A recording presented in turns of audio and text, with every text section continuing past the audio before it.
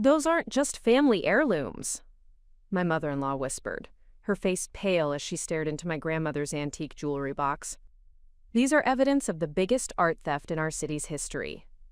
The police sirens were already wailing in the distance, and I realized that inheriting what I thought was my grandmother's simple collection of vintage jewelry had just made me the prime suspect in a decades-old criminal case that would either destroy my life or reveal a family secret that would change everything I thought I knew about the woman who raised me. But to understand how a simple inheritance turned into a fight for my freedom and my family's honor, we need to rewind to that peaceful morning 6 months earlier when my world seemed perfect, and my biggest worry was choosing the right flowers for my garden. Before we jump back in, tell us where you're tuning in from, and if this story touches you, make sure you're subscribed, because tomorrow I've saved something extra special for you. The notification chimed softly on my phone at exactly 7:42 a.m. on a Thursday morning in early spring. I was sitting in my sunlit kitchen in the charming suburb of Willowbrook, watching my husband David finish his morning coffee while reviewing architectural blueprints for his latest residential project. Our 2-year-old daughter Emma was contentedly eating her breakfast, occasionally offering cheerful commentary about the birds visible through our large picture window. Life had settled into the kind of comfortable routine that makes you believe the universe has finally aligned in your favor. David's architecture firm was thriving. My freelance graphic design business provided both creative fulfillment and flexible scheduling that allowed me to be present for Emma's early years, and we had recently finished renovating the Victorian house that represented our dream of creating the perfect family home. The phone notification was from Peterson Williams & Associates, the law firm that had handled my grandmother's estate. Margaret Elena Rodriguez, my beloved abuela who had raised me after my parents died in a car accident when I was 8, had passed away 6 months earlier at the remarkable age of 94. The grief still felt fresh, but the legal proceedings had been straightforward since she had left everything to me as her only surviving family member. Mrs. Chen, this is Patricia Williams from the estate attorney's office. The message read, "We have completed the final inventory of your grandmother's personal effects. There are a few items that require your personal collection, including a jewelry box that was specifically mentioned in her will. Would you be available this afternoon to retrieve these final items?" I showed the message to David, who looked up from his blueprints with the gentle smile that had first caught my attention when we met at a coffee shop near the university 7 years earlier. David possessed the rare combination of analytical thinking and creative vision that made him an exceptional architect. But what I loved most was his ability to find meaning and beauty in everyday moments. "Your grandmother's jewelry box," he said thoughtfully. "I remember you mentioning that she always kept it on her dresser but never opened it when you were around. She used to tell you it contained special memories that would be yours someday." The memory brought both warmth and sadness. Abuela had indeed kept that ornate wooden box in a place of honor on her bedroom dresser throughout my childhood and teenage years. Whenever I asked about its contents, she would smile mysteriously and say, "Patience, Mija.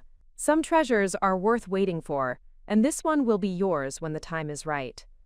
I had assumed it contained the usual collection of vintage jewelry that elderly women often accumulate over decades of life. David reached across the table to squeeze my hand. "This might be exactly what you need right now. A tangible connection to her memory, something beautiful to remember her by." His optimism was infectious, and I felt my melancholy lifting slightly at the prospect of finally discovering what my grandmother had considered so precious that she had saved it specifically for me. Emma chose that moment to announce loudly that she was all done eating and wanted to go play outside, effectively ending our quiet conversation but filling the kitchen with the joyful energy that had transformed our house into a home. David scooped her up for morning hugs while I called the law office to arrange the appointment for that afternoon.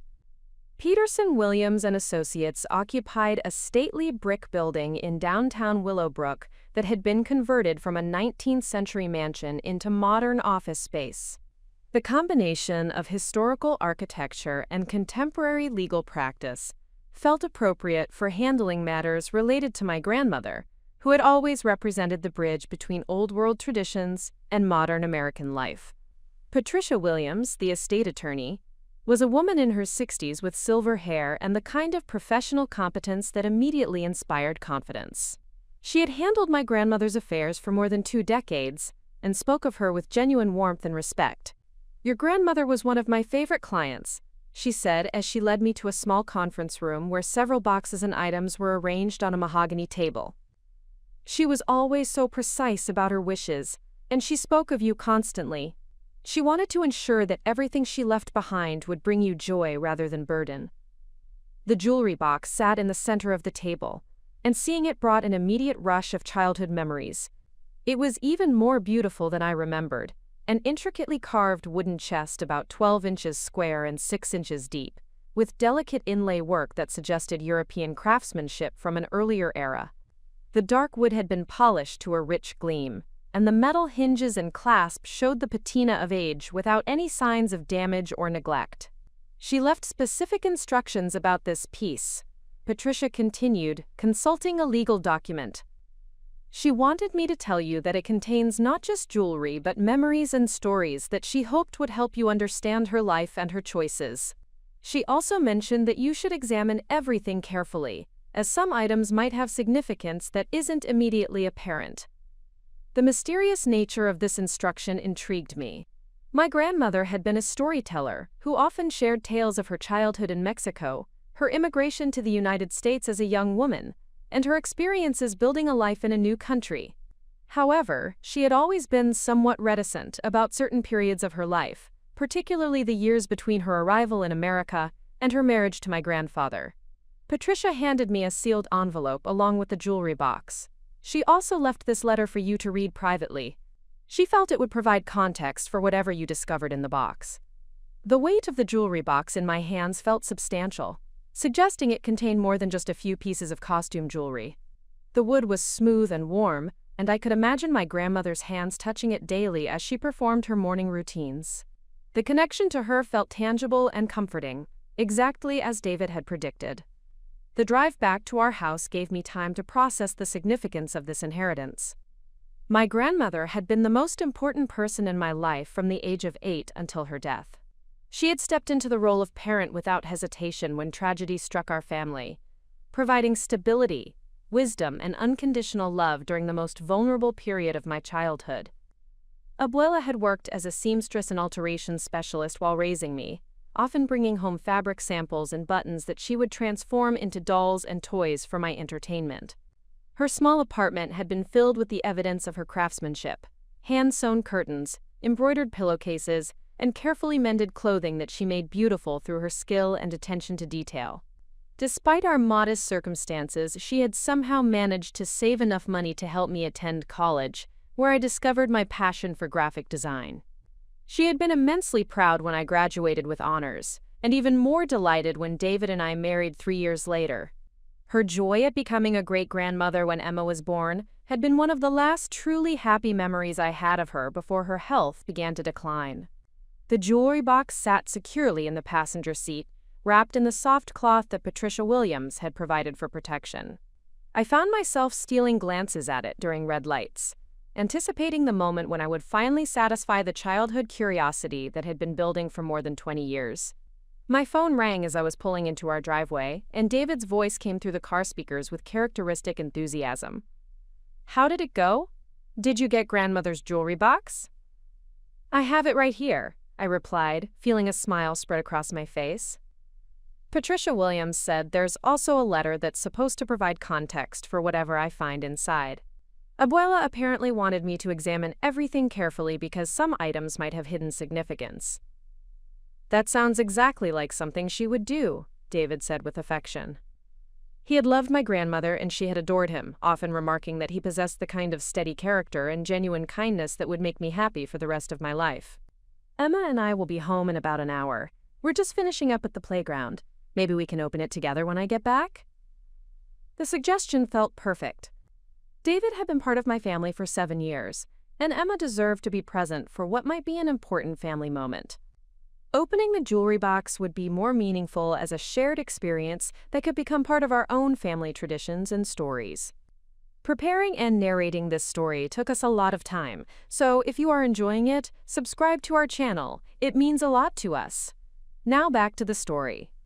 I spent the remaining hour before David and Emma returned home, creating the right atmosphere for what felt like a significant occasion. I prepared coffee for David and myself, arranged some of Emma's favorite snacks on a plate, and cleared space on our dining room table where we could examine the jewelry box's contents properly. The sealed letter from my grandmother sat next to the jewelry box, and I decided to save it for after we had explored the box itself.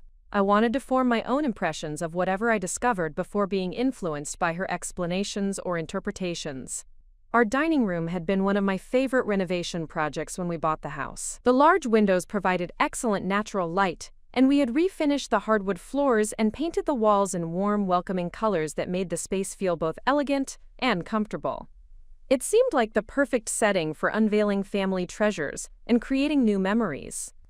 As I waited for my family to return, I found myself reflecting on the qualities that had made my grandmother such an influential figure in my life. She had possessed an unusual combination of practical wisdom and romantic idealism, teaching me to appreciate both the beauty in everyday moments and the importance of working toward larger dreams and goals. Abuela had often spoken about the importance of understanding your family history and honoring the sacrifices that previous generations had made to create opportunities for those who came after them. Every piece of jewelry, every photograph, every story carries the weight of someone's dreams and struggles, she used to say. When you inherit these things, you inherit the responsibility to remember and to continue building something beautiful. The sound of David's car in the driveway interrupted my reflections, followed immediately by Emma's excited voice as she spotted me through the window. "Mama, Mama, Daddy said we're going to see special treasures from Bisabuela." David appeared in the doorway carrying Emma, both of them wearing expressions of anticipation and delight. "Are you ready for this?" he asked, setting Emma down so she could run to me for hugs. "I think so," I replied, though I wasn't entirely sure what I was preparing for. Part of me is excited, and part of me is nervous. What if it's just ordinary jewelry, and I've built this up into something more significant than it really is? Then it will still be special, because it belonged to someone you loved, David said simply. But something tells me your grandmother wouldn't have saved something ordinary for 20 years with such mysterious instructions. We gathered around the dining room table with Emma sitting on David's lap, her small hands folded politely as she had been taught for special occasions. The jewelry box sat in the center of the table, looking even more impressive in the natural light streaming through our windows. I ran my fingers over the intricate carved patterns on the lid, noting details that I had been too young to appreciate during my childhood visits to my grandmother's apartment. The craftsmanship was extraordinary, with delicate floral motifs and geometric designs that suggested hours of skilled handiwork. The metal clasp was tarnished but functional, and it opened with a soft click that seemed to echo with decades of anticipation. The interior of the box was lined with deep blue velvet that had faded slightly with age but remained beautiful and elegant. The main compartment was larger than I had expected, with several smaller sections and a hidden drawer beneath the primary storage area. The layout was sophisticated and thoughtful, designed to protect valuable items while making them easily accessible. What I discovered inside the jewelry box would prove to be far more complex and mysterious than anything I could have imagined. But as I prepared to lift the lid and reveal the contents that my grandmother had saved for me, I felt only gratitude for the love and thoughtfulness that had preserved these treasures through so many years of waiting. The contents of that jewelry box would soon transform my understanding of my grandmother's life, challenge everything I thought I knew about my family's history, and ultimately lead me into a confrontation with forces that would test every principle I had learned about truth, justice, and the courage required to defend what you believe is right. But in that moment, surrounded by the warmth of my own family and the lingering presence of my grandmother's love, I felt only excitement and wonder at the discoveries that lay ahead. The interior of my grandmother's jewelry box revealed treasures that exceeded my wildest expectations. As I lifted the velvet-lined lid completely, the afternoon sunlight streaming through our dining room windows illuminated an extraordinary collection that spoke of sophistication and careful curation, rather than simple sentiment. The main compartment contained 6 pieces of jewelry that immediately distinguished themselves as exceptional rather than ordinary. A stunning pearl necklace with what appeared to be genuine Baroque pearls lay carefully arranged in the center, each pearl slightly different in shape and lustrous with the deep glow that only comes from natural formation. Beside it rested an ornate gold brooch featuring intricate filigree work surrounding a central stone that caught the light with prismatic brilliance. 2 rings occupied individual velvet slots, each representing different eras of jewelry craftsmanship. The first was an Art Deco piece with geometric patterns and what appeared to be diamonds arranged in a striking asymmetrical design.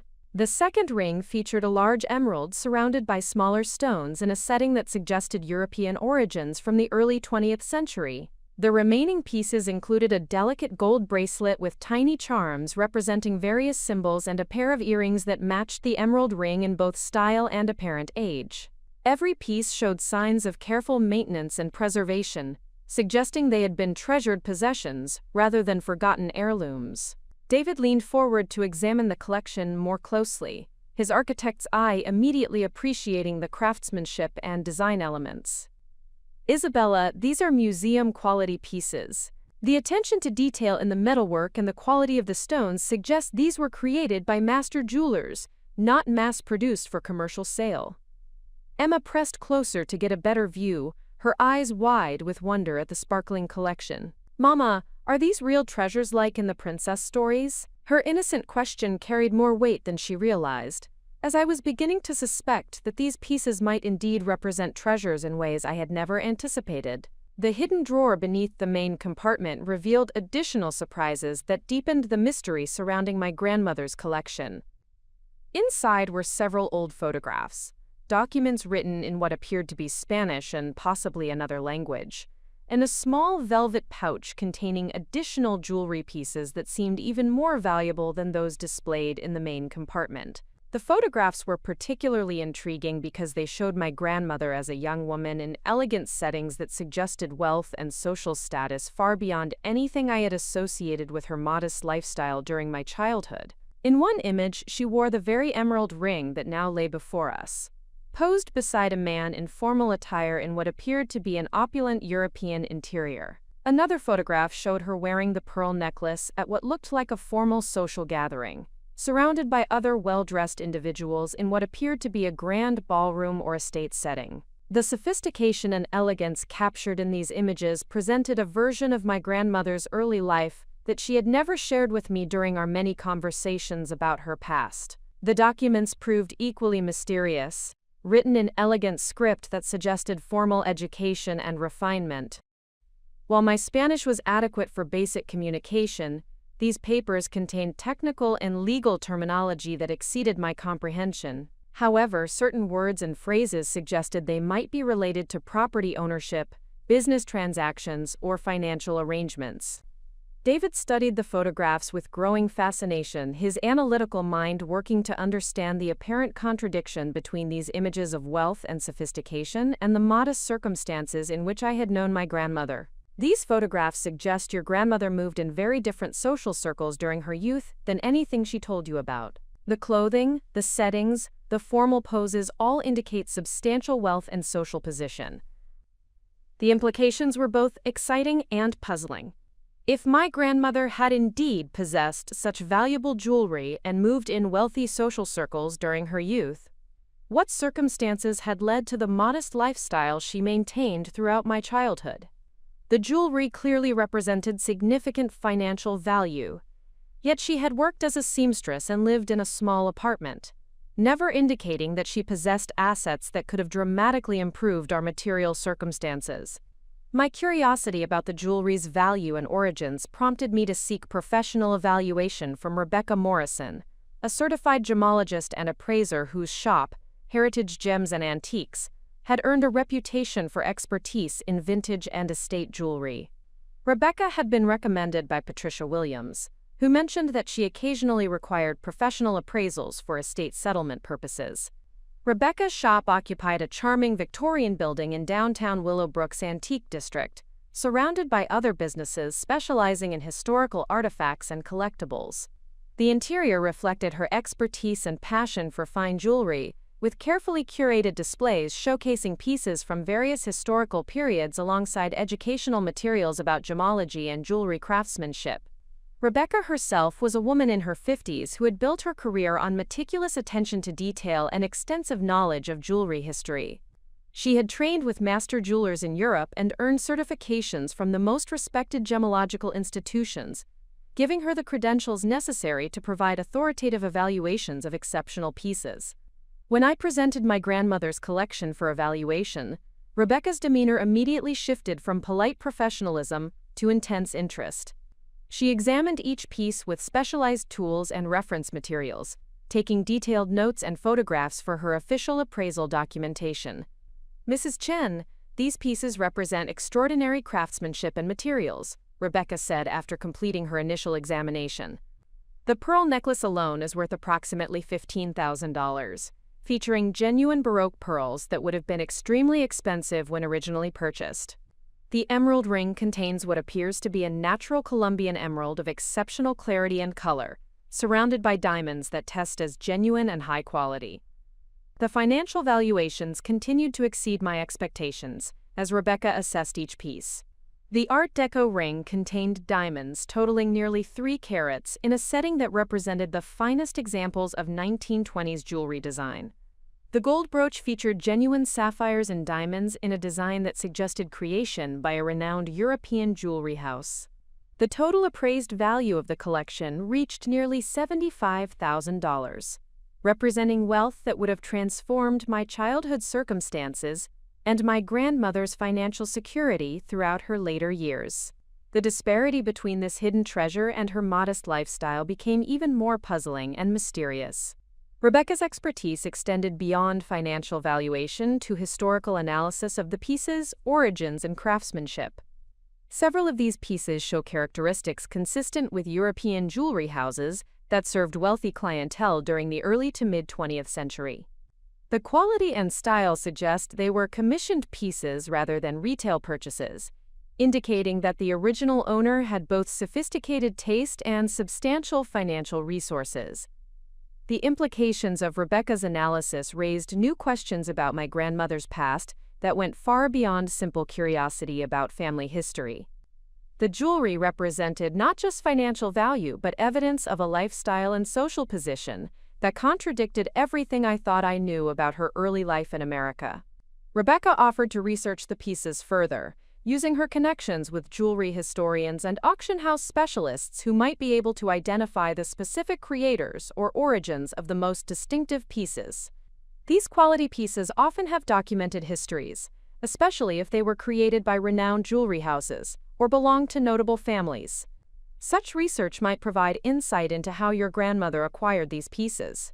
The possibility of uncovering the jewelry's provenance excited me, as it promised to illuminate aspects of my grandmother's life that she had never shared.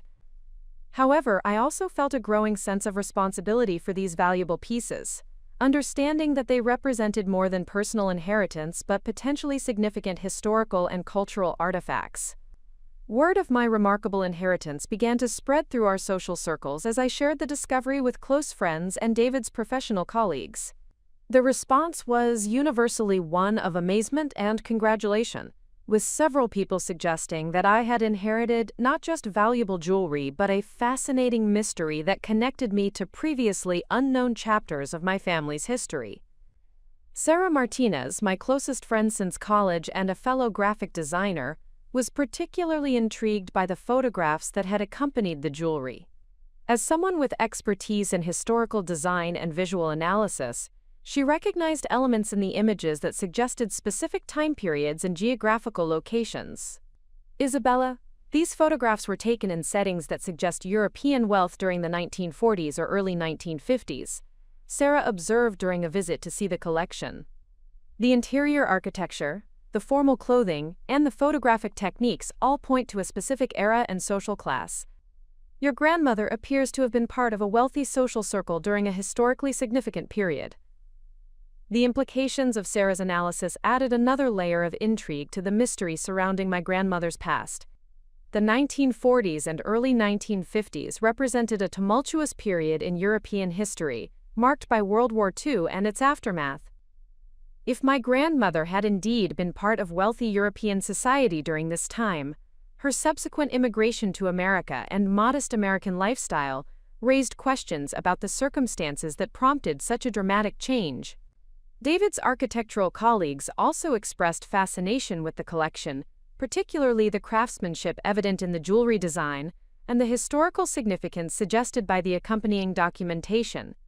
Several offered to connect me with specialists in historical research and art history, who might be able to provide additional insight into the pieces, origins, and significance.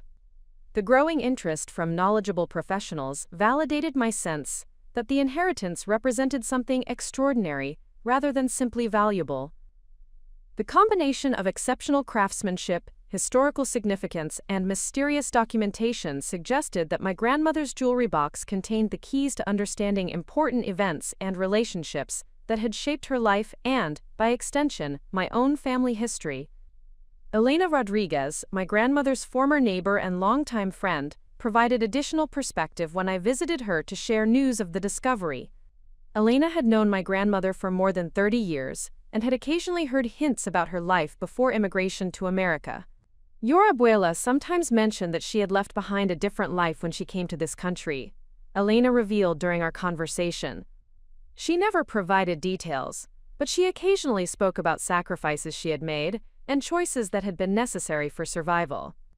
She also mentioned that she had saved certain precious things that would someday help you understand her story. Elena's recollections suggested that my grandmother had deliberately preserved these pieces not just as financial inheritance, but as historical documentation of experiences she had chosen not to discuss during her lifetime. The jewelry and accompanying materials represented her way of ensuring that important parts of her story would eventually be shared, even if she felt unable to tell them directly.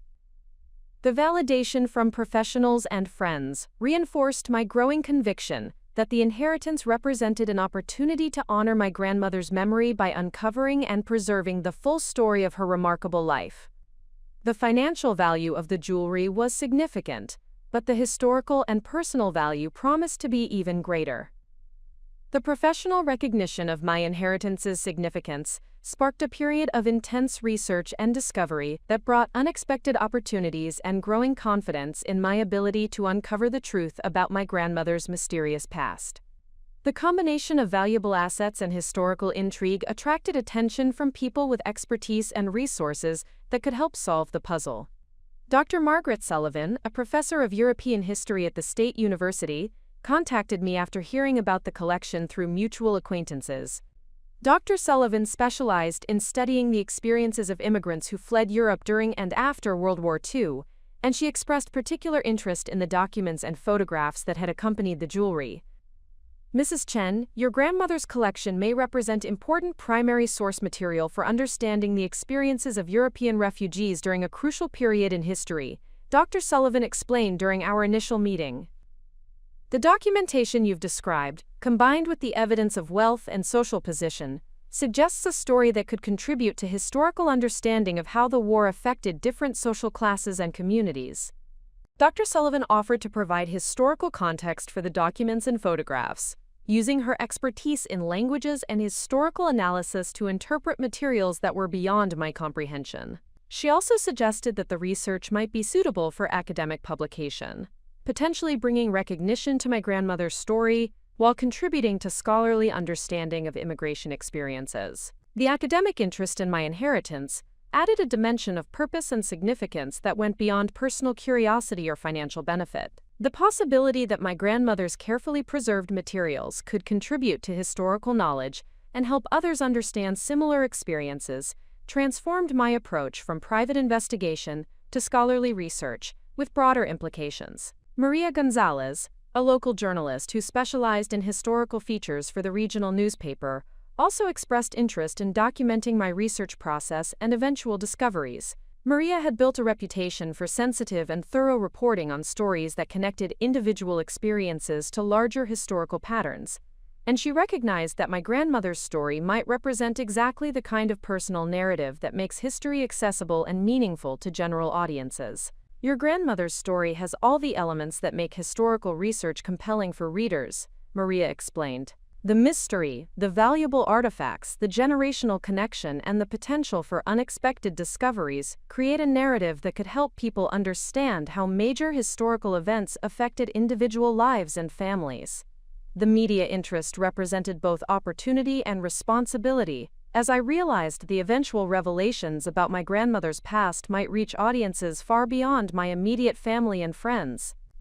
The possibility of sharing her story with others who might benefit from understanding her experiences and choices added motivation to my research efforts. James Patterson, an antiquities dealer who specialized in European art and artifacts from the mid-20th century, offered his expertise in researching the provenance of the jewelry pieces themselves. James had extensive connections with auction houses, museums, and private collectors who might possess records or knowledge relevant to understanding how my grandmother had acquired such exceptional pieces. Items of this quality and age often have documented histories, especially if they passed through major auction houses or were part of notable private collections, James explained. The craftsmanship and materials suggest these pieces were created by renowned jewelry houses that served wealthy European clientele. Such connections might provide clues about your grandmother's social circle and circumstances during the period when she owned these pieces. The growing network of professionals offering assistance and expertise created momentum that reinforced my confidence in the research process. Each new expert who expressed interest in my grandmother's story validated the significance of what I had inherited, and the importance of uncovering the complete truth about her experiences. The combination of financial value, historical significance, and scholarly interest transformed my simple inheritance into what felt like an important research project, with implications that extended far beyond personal curiosity. The sense of purpose and validation energized my efforts and reinforced my determination to honor my grandmother's memory by fully understanding and sharing her remarkable story.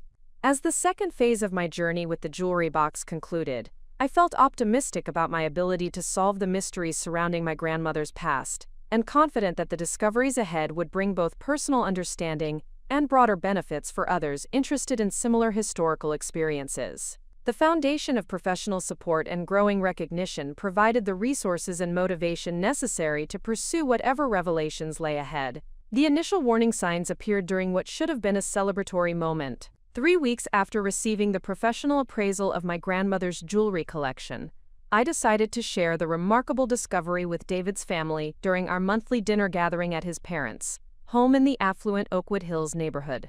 David's family had always maintained formal dinner traditions that reflected their established position in Willowbrook's professional community. His father, Dr. Richard Chen, served as chief of cardiology at the Regional Medical Center, while his mother, Victoria Chen, had built a successful career as a real estate attorney specializing in high-value commercial transactions. Their stately colonial home represented the culmination of decades of professional achievement and careful financial planning.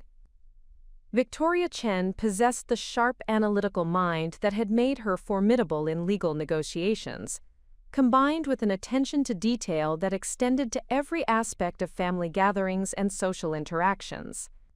She had always treated me with polite acceptance rather than warmth, maintaining cordial relations while making subtle observations that suggested she found my background and family circumstances somewhat lacking compared to their established social circle.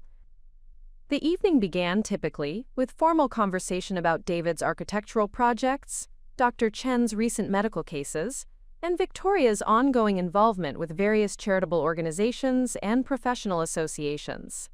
The atmosphere was pleasant but reserved, following established patterns that had developed over the 7 years of my marriage to David. When I mentioned the jewelry inheritance during dessert, presenting several pieces for the family to examine, the response was initially one of polite interest and appropriate congratulations. Dr. Chen expressed appreciation for the craftsmanship and historical significance, while David's younger sister Amanda showed genuine enthusiasm for the vintage design elements. Victoria's reaction, however, carried subtle undertones that created an uncomfortable shift in the conversation's dynamic. Her examination of the pieces was thorough and methodical, but her questions focused on aspects that seemed designed to challenge rather than celebrate the discovery. "These pieces are certainly impressive, Isabella," Victoria said, holding the emerald ring up to the light with practiced precision. "The quality suggests they were quite expensive when originally purchased.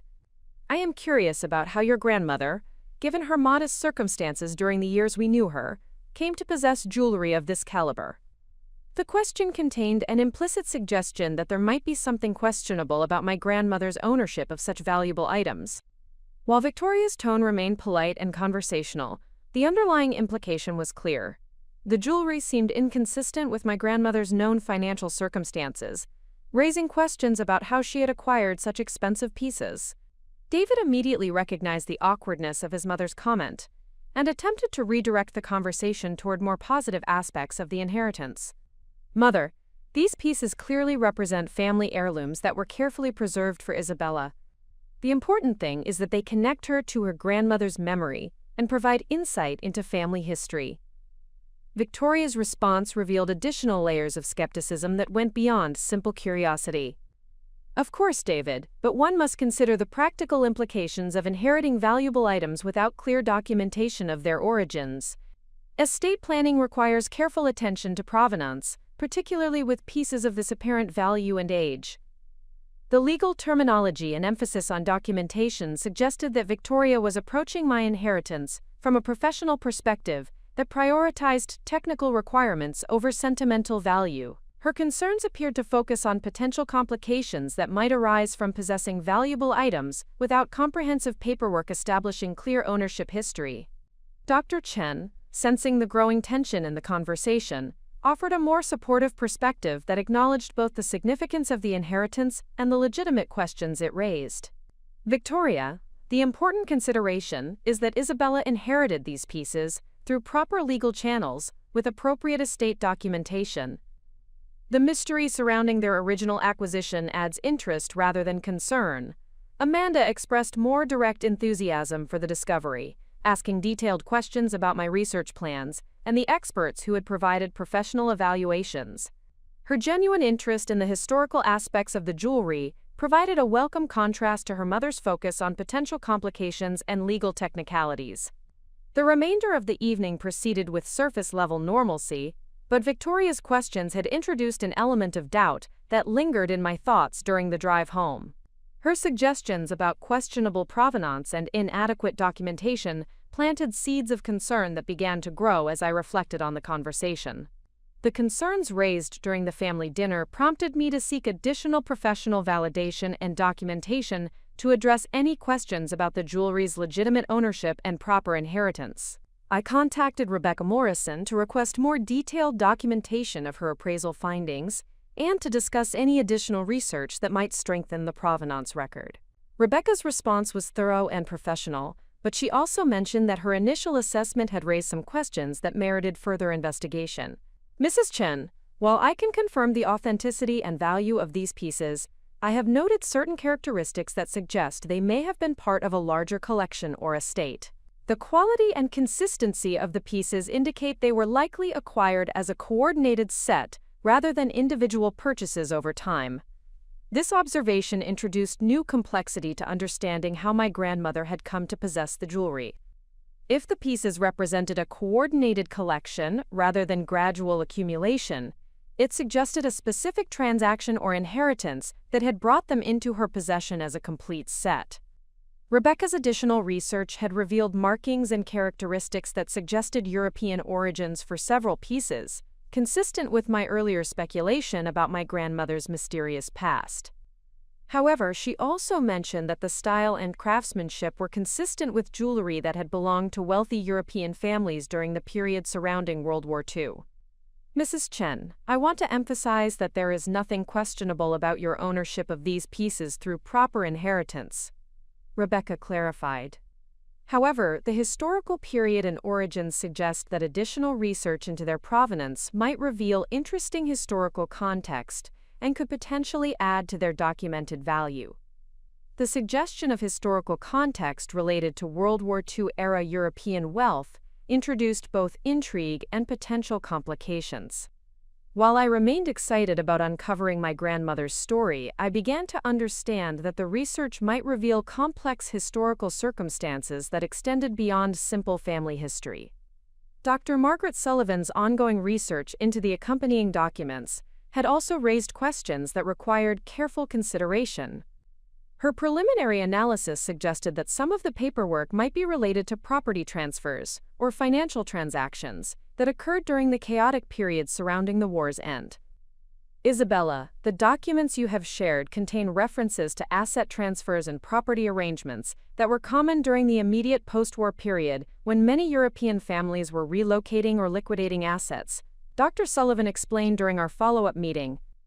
While this is historically fascinating, it also suggests that your grandmother's acquisition of these items might have occurred during a period of significant social and political upheaval. The academic perspective provided valuable historical context, but it also reinforced the growing complexity of understanding my grandmother's past.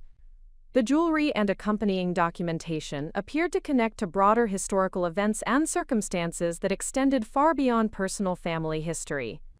James Patterson's research into the jewelry's origins had also uncovered information that added both significance and potential complications to the collection. His connections with European auction houses and historical societies had identified characteristics that suggested possible connections to documented private collections from the pre-war period. Mrs. Chen, several of these pieces show characteristics consistent with jewelry that was created for or owned by prominent European families during the 1920s and 1930s, James reported. While this adds to their historical significance, it also means that comprehensive provenance research might require access to historical records and databases that document art and artifacts from that period. The suggestion that comprehensive provenance research might be necessary introduced practical considerations about the time, expense, and complexity involved in fully documenting the jewelry's history. While such research could potentially add value and historical significance to the collection, it also represented a significant undertaking that might reveal unexpected complications. The growing complexity surrounding the jewelry inheritance began to affect the dynamics within my immediate family and extended relationships. David remained supportive of my research efforts, but I noticed increased concern about the time and emotional energy I was investing in uncovering my grandmother's past. Isabella, I want you to pursue this research because it is clearly important to you, David said during one of our evening conversations. However, I am beginning to worry that the investigation is becoming more complicated than we initially anticipated. The questions about provenance and historical context seem to be creating more uncertainty rather than providing the clear answers you were hoping to find. His concerns reflected the practical perspective that had always characterized his approach to complex situations. As an architect, David was accustomed to projects that followed predictable phases with clear outcomes, and the open-ended nature of historical research represented a type of uncertainty that challenged his preference for definitive solutions. Emma, despite her young age, had also begun to notice the increased tension and preoccupation that accompanied my research activities. Her requests for attention and playtime began to include questions about why I spent so much time looking at papers and talking on the phone with strangers about the pretty jewelry from Bisabuela. The realization that my research was affecting my family's daily routines and emotional well-being prompted me to reassess my priorities and approach.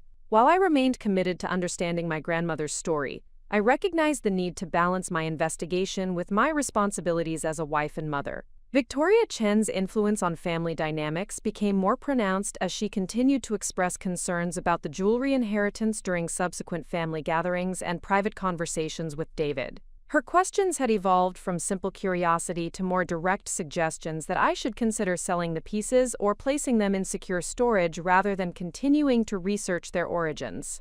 David, while I understand Isabella's sentimental attachment to these pieces, the practical considerations suggest that she might be better served by liquidating them and investing the proceeds in more conventional assets. Victoria advised during a private conversation that David later shared with me. The uncertainty surrounding their provenance could potentially create complications that outweigh their sentimental value. The suggestion that I should sell my grandmother's jewelry rather than honoring her memory by understanding its significance reflected a fundamental difference in values and priorities. Victoria's legal training had taught her to focus on risk management and practical outcomes, while my perspective emphasized the importance of preserving family history and honoring my grandmother's intentions. Dr. Chen maintained a more neutral position, but occasionally expressed concern about the emotional toll that the research was taking on my well-being. His medical perspective recognized the signs of stress and preoccupation that accompanied my intensive investigation efforts. Isabella, while your grandmother's story is undoubtedly fascinating, I hope you will remember to balance your research activities with attention to your present circumstances and family. Drive Chen, advised with characteristic gentle wisdom. Sometimes the pursuit of historical truth can become consuming in ways that distract from current happiness and responsibilities. The advice was well-intentioned and reflected genuine concern for my welfare, but it also suggested that my research was being perceived as an obsessive pursuit, rather than a legitimate effort to honor my grandmother's memory and understand my family's history. The warning signs that had begun as subtle questions and concerns gradually evolved into more concrete complications that threatened to derail my research efforts. The first significant obstacle emerged when I attempted to access additional historical records that might provide context for the documents found in my grandmother's jewelry box. My request for immigration records and documentation related to my grandmother's arrival in the United States revealed gaps and inconsistencies that raised new questions about her identity and circumstances during the period when she entered the country. The official records indicated that she had arrived as a displaced person following World War II, but the dates and details did not align with the stories she had shared with me during my childhood. The immigration documentation suggested that my grandmother had arrived in 1947 as part of a displaced persons program for European refugees, but the photographs and jewelry suggested a level of wealth and social status that seemed inconsistent with refugee circumstances. The contradiction raised questions about either the accuracy of the official records or the completeness of the stories my grandmother had shared about her early life in America. Sarah Martinez's analysis of the historical photographs had also uncovered details that added to the growing complexity of understanding my grandmother's past. Her expertise in visual analysis had identified background elements and contextual clues that suggested the images had been taken in specific locations that could potentially be researched and verified. Isabella, some of these photographs appear to have been taken in locations that are consistent with Swiss or Austrian settings during the immediate post-war period, Sarah reported after extensive analysis of architectural and environmental details visible in the images. The combination of interior design elements and outdoor settings suggests locations that were accessible to wealthy individuals during a period when most of Europe was still recovering from wartime devastation. The possibility that my grandmother had been in Switzerland or Austria during the post-war period introduced new questions about her circumstances and activities during the years before her documented arrival in the United States. Switzerland's role as a neutral country that had served as a haven for wealthy individuals and valuable assets during and after the war suggested potential explanations for her possession of valuable jewelry, but it also raised questions about the source and legitimacy of such assets. Maria Gonzalez's preliminary research for her newspaper feature had also uncovered information that added both intrigue and potential complications to my grandmother's story. Her journalistic investigation had identified records suggesting that several prominent European families had reported thefts of valuable jewelry and art objects during the chaotic period surrounding the war's end. Isabella, while I want to emphasize that there is no evidence connecting your grandmother to any wrongdoing, my research has revealed that the immediate post-war period was marked by significant confusion about ownership of valuable assets. Maria explained with careful diplomatic language. Many wealthy families lost track of their possessions during wartime evacuations and post-war relocations, creating situations where legitimate ownership became difficult to establish or verify.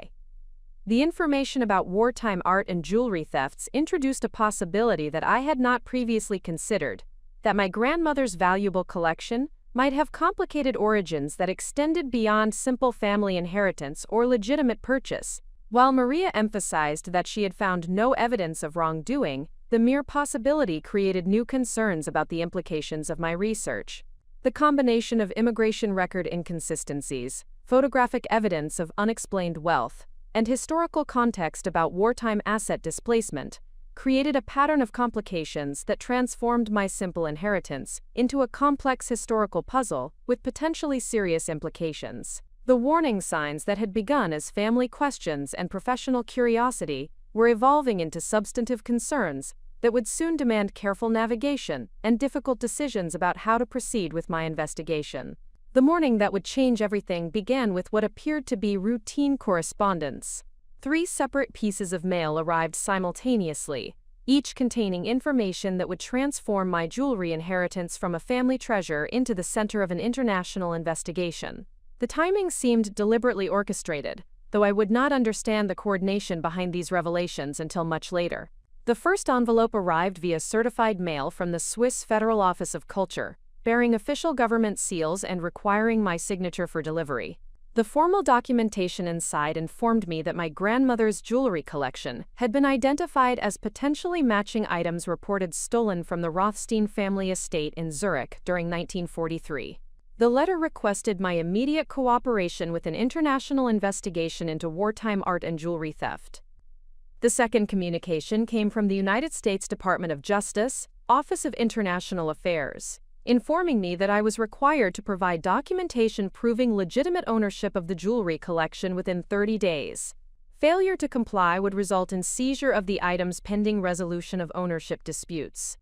The legal language was precise and intimidating, making clear that my possession of the jewelry was now considered potentially criminal rather than simply inherited. The third letter arrived from Hartwell, Mitchell & Associates, a prestigious law firm representing the Rothstein family trust. This communication was the most personal and devastating, as it included photographs of the exact pieces in my possession alongside detailed documentation proving their original ownership by the family that had been murdered during the Holocaust. The legal demand for immediate return of the jewelry was accompanied by threats of criminal prosecution and civil litigation. The convergence of these three communications within a single morning created an overwhelming sense of crisis that rendered me incapable of coherent thought or rational response.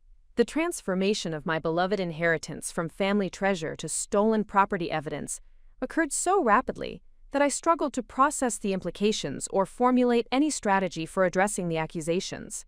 David discovered me sitting at our kitchen table, surrounded by the official documents, unable to speak or move as the magnitude of the situation became clear. His initial assumption that the mail contained routine business correspondence quickly gave way to alarm as he read the contents of each letter and understood the coordinated nature of the challenge we were facing. "Isabella, we need to contact an attorney immediately," David said, his voice reflecting the same shock and disbelief that had paralyzed my own thinking. "These accusations are serious enough to result in criminal charges and complete financial ruin. We cannot handle this situation without professional legal representation." The practical implications of the accusations began to multiply as we attempted to understand our legal position and options for response. The Swiss government's involvement indicated that the case had international dimensions that extended far beyond local legal jurisdiction. The Department of Justice's 30-day deadline created urgent time pressure for assembling documentation and mounting a defense. The Rothstein family's legal representation suggested that we would be facing opponents with substantial resources and professional expertise. The immediate financial implications of the accusations created additional pressure that compounded the emotional trauma of discovering that my grandmother might have possessed stolen property. The legal fees required for defending against international criminal charges would far exceed our family's financial resources, particularly given the complexity and urgency of the case.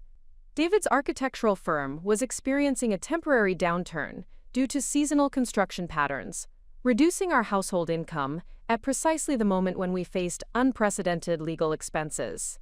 My freelance graphic design work provided steady but modest income that would be insufficient to cover the costs of specialized legal representation in international criminal law. The jewelry collection itself, which had represented financial security just weeks earlier, was now effectively frozen pending resolution of the ownership dispute.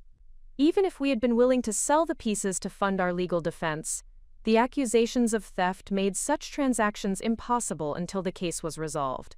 Victoria Chen's response to news of the accusations revealed the extent to which family relationships would be strained by the crisis. Her legal training provided insight into the seriousness of the charges, but her advice focused on damage control rather than supporting our efforts to prove my grandmother's innocence. "David, Isabella needs to understand that her association with stolen property, regardless of her intentions, creates liability for your family and potential damage to your professional reputation," Victoria explained during an emergency family meeting. "The most prudent course would be to surrender the jewelry immediately and distance yourselves from any further involvement in this matter." The suggestion that I should abandon my grandmother's memory and accept accusations of theft without investigation reflected a fundamental difference in values that created new tension within our family relationships. Victoria's focus on protecting David's career and our family's reputation conflicted with my commitment to defending my grandmother's honor and uncovering the truth about her circumstances. Dr. Chen's medical perspective provided a more sympathetic understanding of the emotional trauma associated with the accusations, but he also expressed concern about the stress that a prolonged legal battle would place on our family's well-being and financial stability. Isabella, while I understand your desire to defend your grandmother's reputation, you must consider the impact that this situation will have on Emma's stability and your marriage to David. Dr. Chen advised with characteristic gentleness. Sometimes the most loving response is to accept temporary injustice in order to preserve what matters most in the present. The family's advice to prioritize immediate security over long-term truth reflected understandable concerns about practical welfare, but it also challenged my fundamental beliefs about justice and family loyalty. The suggestion that I should accept criminal accusations against my grandmother without investigation felt like a betrayal of everything she had taught me about standing up for what was right. The accusations of possessing stolen property created immediate complications in my professional relationships and research collaborations. Rebecca Morrison, the gemologist who had provided the initial appraisal, contacted me to express concern about her association with potentially stolen items and to request additional documentation proving legitimate ownership. Mrs. Chen, while I remain confident in my technical evaluation of the jewelry's authenticity and value, the allegations of theft create professional liability concerns that require me to reassess my involvement in this matter, Rebecca explained during a tense phone conversation. My reputation and certification depend on ensuring that I do not facilitate transactions involving stolen property. The withdrawal of professional support from someone who had previously validated the collection's authenticity and value represented a significant blow to my confidence and resources for mounting a defense. Rebecca's expertise would have been crucial in establishing the jewelry's legitimate provenance, but her concern about professional liability made continued collaboration impossible. Dr. Margaret Sullivan's academic research into the historical documents had also been suspended pending resolution of the theft allegations. The university's administration had determined that continued research into potentially stolen artifacts could create legal and ethical complications for the institution. Isabella, I remain personally convinced that your grandmother's story deserves investigation and understanding, but the university's legal counsel has advised against continued research until ownership questions are resolved, Dr. Sullivan explained with obvious regret. Academic institutions must be extremely cautious about any association with disputed cultural artifacts. The loss of academic support eliminated another crucial resource for understanding my grandmother's circumstances and establishing the context necessary for proving her innocence. Dr. Sullivan's historical expertise and institutional resources would have been invaluable in researching the complex circumstances surrounding wartime asset displacement. James Patterson's research into the jewelry's origins had also been terminated due to concerns about legal liability and professional reputation. His connections with auction houses and private collectors required maintaining strict ethical standards regarding stolen property, making continued collaboration impossible under current circumstances. Mrs. Chen, my professional obligations require me to report any suspected stolen property to appropriate authorities, James informed me during our final conversation. While I hope that this matter will be resolved in your favor, I cannot continue to provide research assistance while these allegations remain unresolved. The systematic withdrawal of professional support created a sense of isolation and abandonment that compounded the emotional trauma of the accusations themselves. The experts who had previously celebrated my inheritance and encouraged my research had quickly distanced themselves when the investigation became controversial and potentially damaging to their reputations. Maria Gonzalez's newspaper investigation, which had initially focused on celebrating my grandmother's remarkable story, shifted dramatically to covering the international theft accusations and their implications for understanding wartime art crime. The journalistic perspective that had previously supported my research efforts now examined the case from a more skeptical angle that emphasized the seriousness of the charges. The newspaper article that eventually appeared presented a balanced but sobering analysis of the situation that included details about the Rothstein family's losses during the Holocaust, alongside questions about how my grandmother had acquired such valuable pieces. While Maria maintained professional objectivity, the article's impact created public awareness that transformed my private family matter into a community controversy. The media attention attracted additional scrutiny from other news outlets and online commentators who were eager to discuss the broader implications of Holocaust asset recovery and the responsibilities of current possessors of potentially stolen property. The story's combination of family drama, historical mystery, and international legal complications made it particularly appealing to audiences interested in both human interest stories and complex moral questions. Local television stations began requesting interviews about my response to the accusations and my plans for addressing the ownership dispute. The media attention created pressure to provide public statements about matters that were beyond my understanding and expertise, while potentially damaging my legal position through inadvertent admissions or misstatements. Social media discussions about the case revealed the extent to which public opinion was divided between sympathy for my situation as an innocent inheritor and concern about the rights of Holocaust victims, families to recover stolen property. The online debates often devolved into broader arguments about historical justice, family responsibility, and the appropriate statute of limitations for addressing wartime crimes. The public nature of the controversy created additional stress for Emma, who was too young to understand the complex issues but old enough to notice that strangers were discussing our family on television and in newspapers. The impact on her emotional security became another factor weighing against prolonged legal proceedings and public attention. The mounting pressures from legal, financial, professional, and media sources created unprecedented strain on my marriage and family relationships.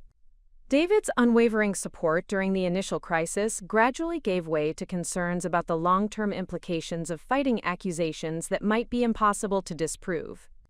"Isabella, I love you and I believe in your grandmother's integrity, but we need to consider whether defending her reputation is worth risking Emma's future and our financial security," David said during one of many difficult conversations about our options. Sometimes the most courageous choice is accepting an unjust situation in order to protect the people who depend on us. The suggestion that courage might require abandoning my grandmother's defense rather than fighting for truth reflected the psychological toll that the crisis was taking on our relationship. David's architectural training emphasized practical problem-solving and risk management, making the open-ended nature of legal proceedings particularly challenging for his characteristic optimism and confidence. My friendship with Sarah Martinez also experienced strain, as she struggled to balance personal loyalty with professional concerns about her association with potentially controversial research. Her expertise in historical analysis had been valuable during the initial investigation, but the criminal allegations created complications for her own career and reputation. "Isabella, I want to support you through this difficult time, but I need to be careful about how my professional name becomes connected to this situation," Sarah explained with obvious discomfort. "My design clients expect me to maintain ethical standards that could be questioned if I appear to be helping someone fight accusations of possessing stolen property." The deterioration of personal relationships added emotional isolation to the practical challenges of mounting a legal defense. The friends and colleagues who had initially celebrated my inheritance and encouraged my research began to distance themselves as the investigation became controversial and potentially damaging to their own interests. Elena Rodriguez, my grandmother's former neighbor, provided one of the few sources of consistent emotional support during this period. Her long friendship with my grandmother gave her unique insight into the character and circumstances that made the theft accusations seem impossible to reconcile with the woman she had known. "Isabella, your abuela was the most honest person I ever knew," Elena assured me during one of our conversations. "She would never have kept stolen property, and she certainly would not have passed such items to you without explaining their true history. There must be some other explanation for how she acquired these pieces."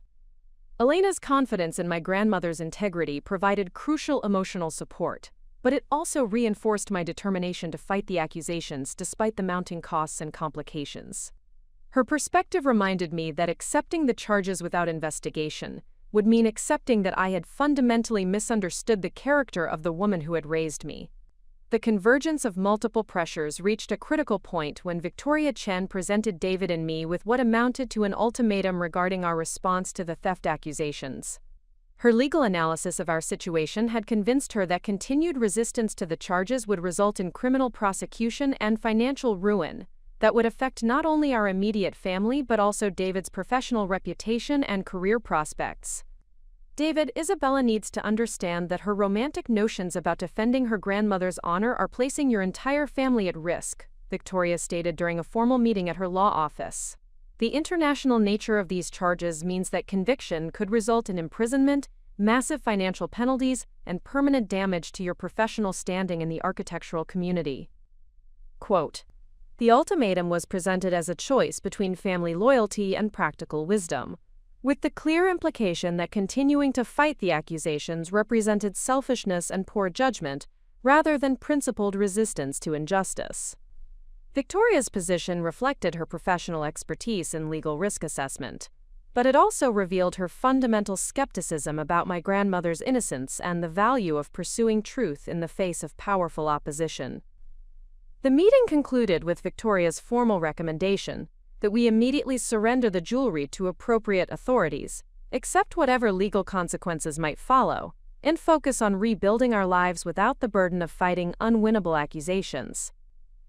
Her advice was presented as the only rational response to circumstances that threatened to destroy everything we had built together. The ultimatum forced me to confront the reality that defending my grandmother's reputation might indeed require sacrificing my marriage, my daughter's security, and my family's financial stability. The choice between accepting injustice and risking everything I valued most represented the kind of moral crisis that reveals fundamental character and defines the trajectory of an entire life. As I sat in Victoria's elegant law office, surrounded by the symbols of professional success and social respectability, I realized that the decision I made in the coming days would determine not only my response to the immediate crisis, but also the kind of person I would become and the legacy I would eventually leave for my own daughter. The betrayal that would shatter my understanding of everything I believed about family loyalty and trust came not from strangers or legal adversaries, but from the person I had trusted most completely throughout the mounting crisis. Victoria Chen's final manipulation was orchestrated with the precision of a seasoned attorney who understood exactly how to exploit emotional vulnerabilities and legal technicalities to achieve her desired outcome. The meeting that changed everything took place in Victoria's private law office on a Thursday evening when she requested an urgent family conference to discuss new developments in my legal situation. David and I arrived expecting strategic advice about mounting our defense against the international theft accusations, but Victoria had orchestrated something far more devastating than legal counsel. Present in the office alongside Victoria were three individuals whose involvement I had not anticipated. The first was Detective Robert Harris from the Willowbrook Police Department's Fraud Investigation Unit, whose presence immediately signaled that the meeting would involve criminal rather than civil legal matters. The second was Dr. Susan Mitchell, a psychiatrist whom Victoria had consulted regarding what she described as my increasingly unstable behavior and delusional thinking about my grandmother's innocence. The third person present was Emma, my 2-year-old daughter, who had been collected from her daycare by Victoria under the pretense of bringing her to see her parents. Emma's presence in what was clearly an intervention designed to force my surrender transformed the meeting from legal strategy session into emotional manipulation of the most cruel and calculated variety. Victoria's opening statement revealed the extent of her preparation and the systematic nature of her betrayal. "Isabella, David, I have called this meeting because the situation has reached a point where intervention is necessary to protect both Emma's welfare and David's professional future. The evidence I have gathered suggests that Isabella's continued resistance to legitimate legal authority represents a danger to family stability that requires immediate resolution." The language was clinical and legal, designed to create the impression that my defense of my grandmother's reputation represented irrational behavior rather than principled resistance to false accusations. Victoria's framing of the situation as a mental health crisis rather than a legal challenge revealed her strategy for undermining my credibility and decision-making authority. Detective Harris presented what he described as additional evidence, that had emerged from the international investigation into Holocaust-era art theft. The new information included documentation allegedly proving that my grandmother had been employed as a domestic worker in the Rothstein household during 1942 and 1943, providing her with access to the family's jewelry collection immediately before their deportation and murder. The employment records, presented with official seals and documentation, appeared to establish a direct connection between my grandmother and the theft victims that made her possession of their jewelry appear unequivocally criminal. The evidence was compelling and seemingly irrefutable, transforming my defense efforts from reasonable advocacy into apparent delusion and denial. Mrs. Chen, these employment records establish beyond reasonable doubt that your grandmother had both access and opportunity to take the Rothstein family jewelry, Detective Harris explained with professional detachment. Her subsequent possession of these exact pieces, combined with her documented presence in their household during the period when the family was preparing for deportation, creates an overwhelming case for theft. The revelation that my grandmother had allegedly worked for the family whose jewelry I had inherited struck like a physical blow that rendered coherent thought impossible.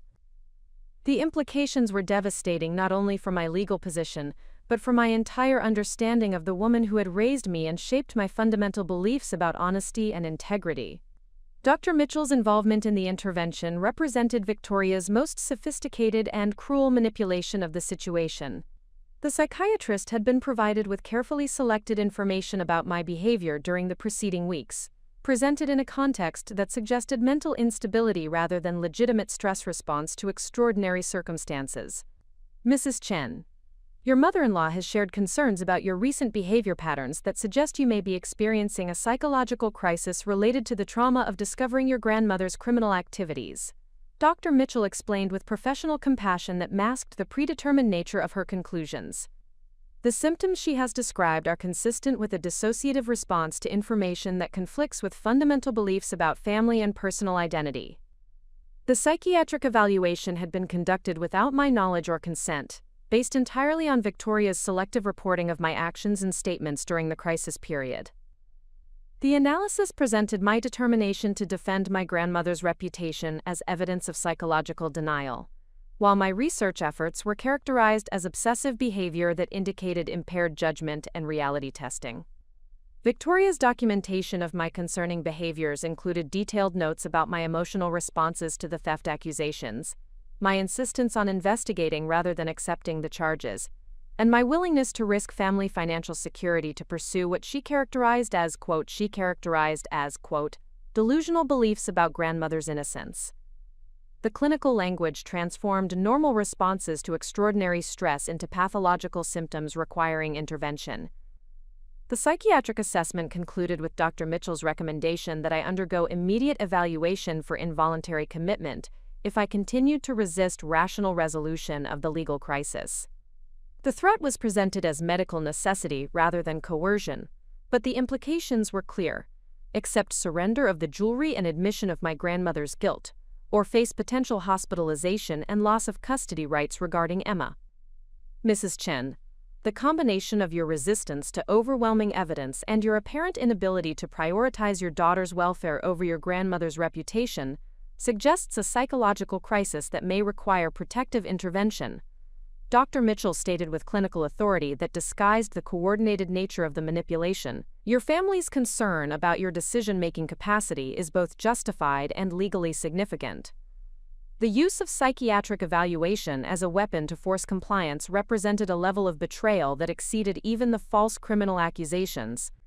Victoria had transformed my legitimate emotional responses to injustice into evidence of mental illness, creating a scenario where continued resistance to her demands would result in loss of everything I valued most in life.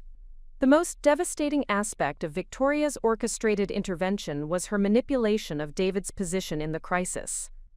Throughout the preceding weeks, David had provided unwavering support for my efforts to defend my grandmother's reputation despite the mounting pressures and complications. His loyalty and commitment had been the foundation of my emotional strength during the most difficult period of my life. Victoria's strategy required breaking David's support for my position.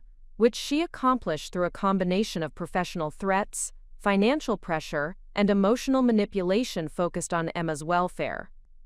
The intervention meeting was designed to force David to choose between supporting his wife and protecting his daughter, with the implication that continued loyalty to me would result in devastating consequences for Emma's future. David, you must understand that Isabella's continued resistance to resolving this matter is creating legal liability that extends to you as her spouse and Emma's father, Victoria explained, with the authority of both legal expert and concerned family member. Your professional reputation and Emma's financial security depend on your ability to make rational decisions independent of Isabella's emotional state. The legal analysis was technically accurate but deliberately misleading, emphasizing potential consequences while minimizing alternative strategies for addressing the accusations. Victoria's presentation created the impression that surrender was the only rational option, while continued resistance represented reckless endangerment of family welfare that no responsible husband and father could support. The financial pressure was equally calculated and effective. Victoria presented detailed projections of the legal costs associated with fighting international criminal charges, emphasizing that such expenses would exhaust our savings, require liquidation of our home, and potentially result in bankruptcy that would affect Emma's educational opportunities and future prospects. The analysis was designed to make continued resistance appear selfish and irresponsible. Emma's presence during this discussion added emotional manipulation that proved decisive in breaking David's resolve. Victoria's arrangement for Emma to witness her parents' crisis, combined with Dr. Mitchell's suggestions about my psychological instability, created a scenario where David felt compelled to choose between supporting his wife's principles and protecting his daughter's immediate welfare. David, Emma needs at least one parent who is capable of making rational decisions based on her best interests, rather than romantic notions about defending dead relatives, Victoria stated with cruel precision. Isabella's current mental state makes her incapable of prioritizing her daughter's needs over her own emotional attachments. The manipulation was expertly crafted to exploit David's fundamental decency and protective instincts as a father. Victoria had created a situation where supporting me appeared to require abandoning Emma, while protecting Emma seemed to require abandoning me. The false choice was presented with professional authority that made resistance appear both irrational and immoral. David's capitulation to Victoria's manipulation occurred gradually during the intervention meeting, as the cumulative pressure of legal threats, financial projections, psychiatric evaluation, and concern for Emma's welfare overwhelmed his ability to maintain support for my position. The moment when he formally abandoned our shared commitment to defending my grandmother's reputation was marked by quiet resignation rather than dramatic confrontation.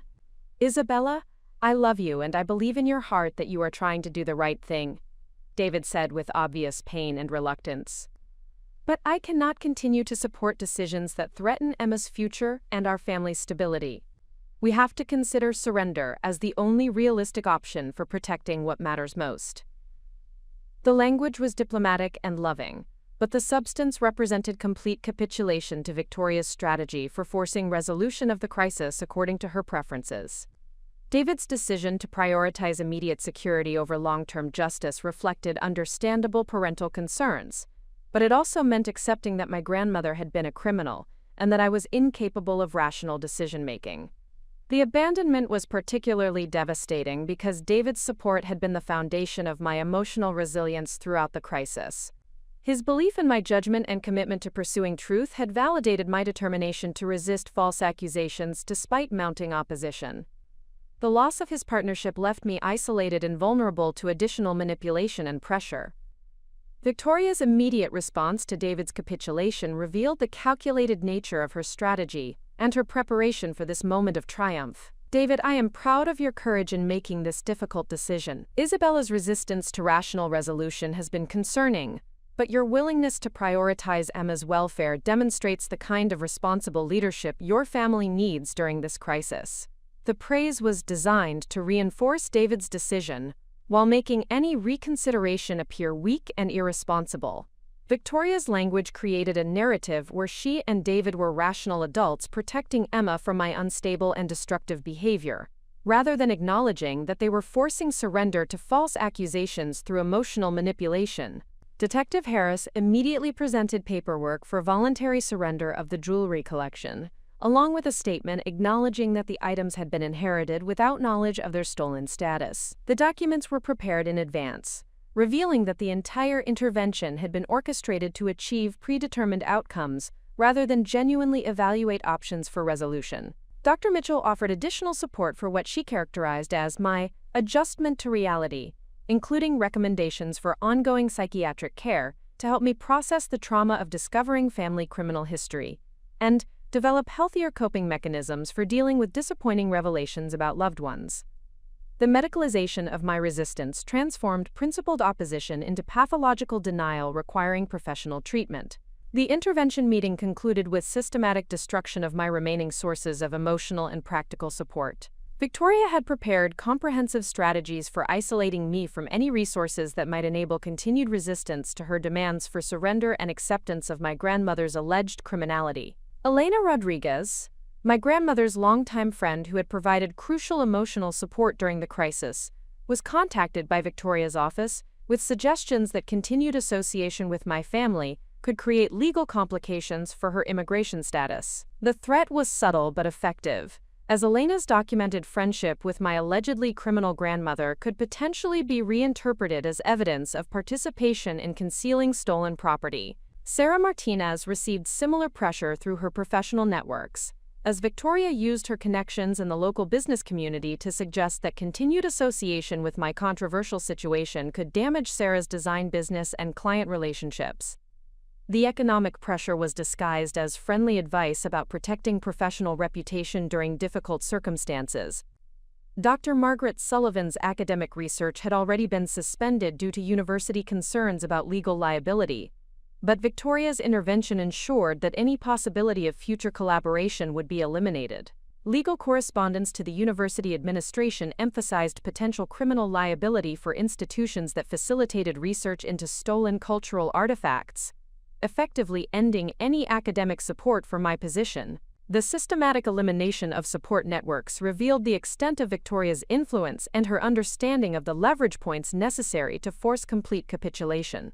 Each ally who had previously validated my position or encouraged my research efforts was neutralized through threats, pressure, or manipulation that made continued support appear dangerous or irresponsible. The isolation was designed to leave me with a single choice: accept Victoria's demands for surrender and acknowledgement of my grandmother's criminality, or face complete abandonment by family, friends, and professional supporters. The manipulation was sophisticated and effective, transforming my principled resistance into apparent stubbornness that threatened everyone who might otherwise provide assistance. The intervention concluded with Victoria's presentation of final terms for resolving the crisis according to her preferred outcome.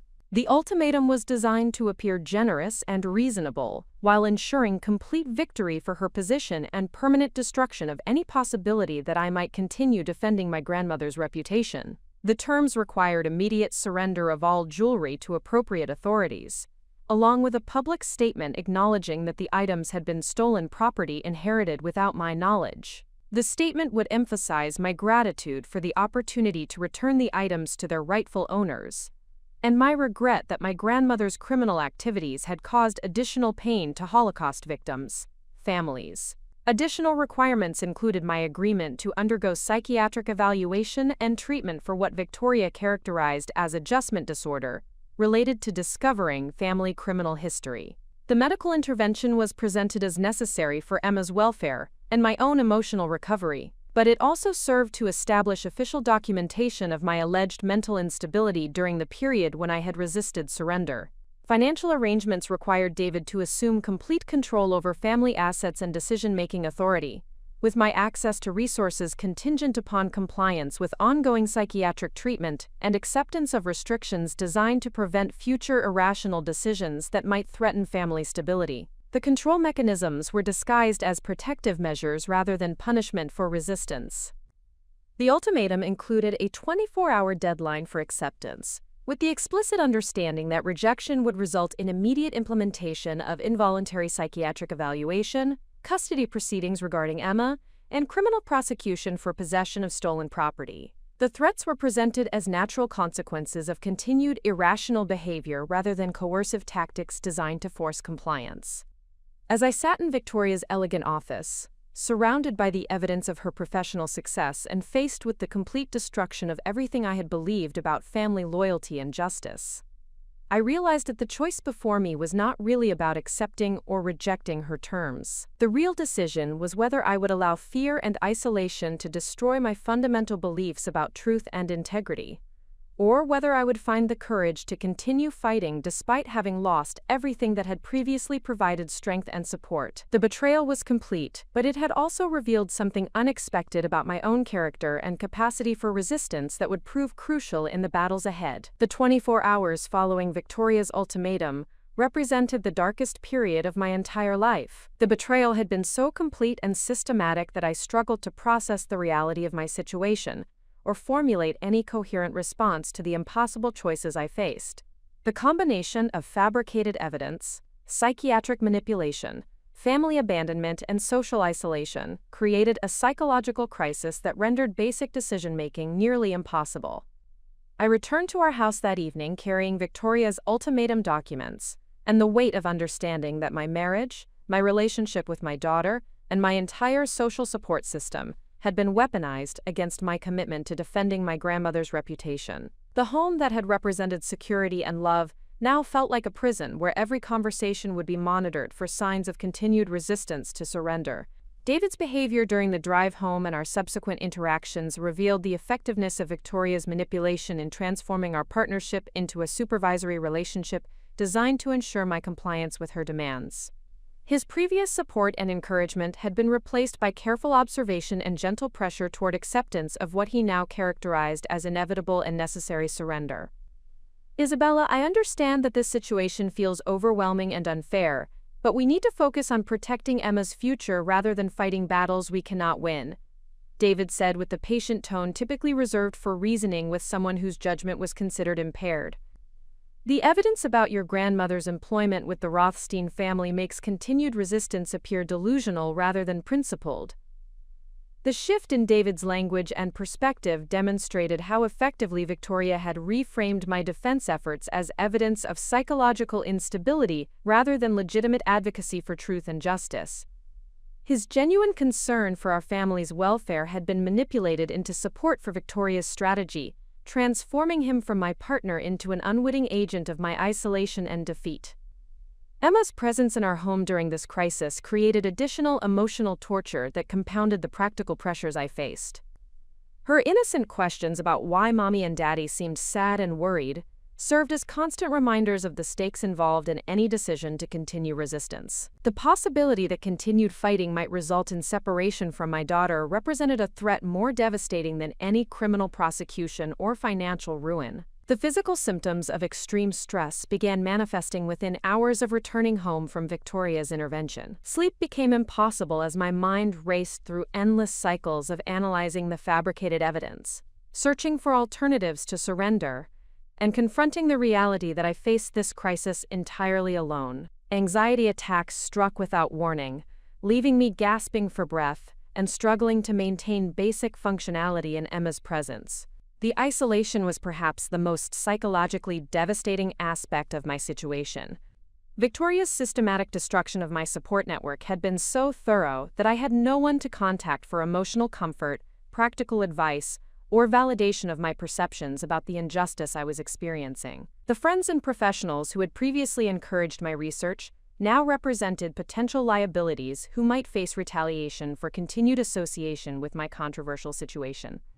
The sophisticated nature of Victoria's manipulation had been designed to exploit my intellectual honesty and willingness to consider alternative explanations for complex situations. The fabricated employment records connecting my grandmother to the Rothstein household were compelling enough to create genuine doubt about my previous understanding of her character and circumstances.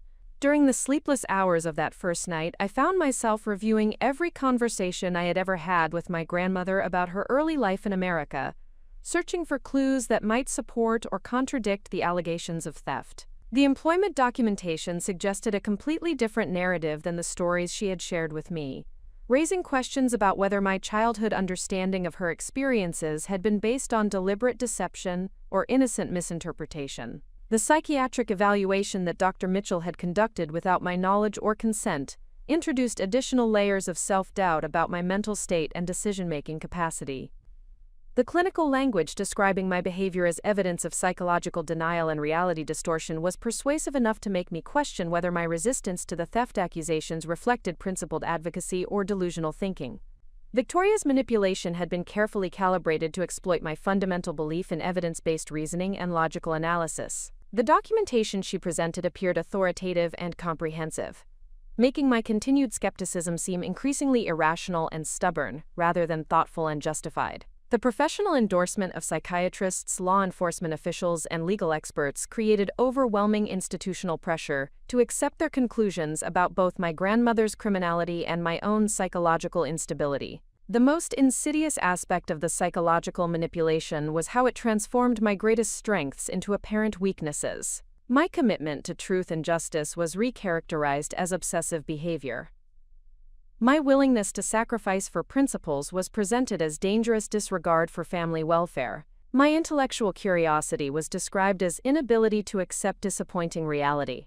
The systematic inversion of virtues into pathologies created confusion about my fundamental identity and judgment. During the darkest moments of that first night, I began to consider the possibility that Victoria's analysis might be accurate, and that my resistance to surrender represented psychological dysfunction rather than moral courage. The doubt was reinforced by David's obvious relief at having professional guidance for addressing what everyone around me characterized as my deteriorating mental state and increasingly irrational decision-making. The consideration of voluntary surrender seemed increasingly reasonable, as exhaustion and isolation took their psychological toll. The prospect of ending the crisis through acceptance of guilt and compliance with authority offered immediate relief from the overwhelming pressure and uncertainty I was experiencing.